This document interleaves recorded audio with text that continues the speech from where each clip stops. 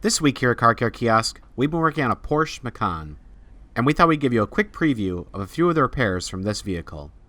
First up, let's show you how to put the front wiper blade into the service position. To put the wipers in the service position, you'll need to turn the car to the accessory position, turn the vehicle back off, and then hold down on the wiper stalk, and the blades will go up into the service position. Next, we're going to show you how to access and remove your fog light bulb. Turn the wheel for better access. Remove 3 T25 Torx bolts from the wheel well lining. Pry the lining away from the vehicle. Reach in for the bulb assembly. Here it is. Turn it and pull it out. Press the tab and pull the bulb out to remove it. And finally, let's show you how to get to your cabin air filter. Reach under the glove box. Remove 2 fasteners from this bottom panel. Then pry the soft panel down. Slide the white cover over and pull it off. The cabin air filter can now be removed. Pull it down to remove it.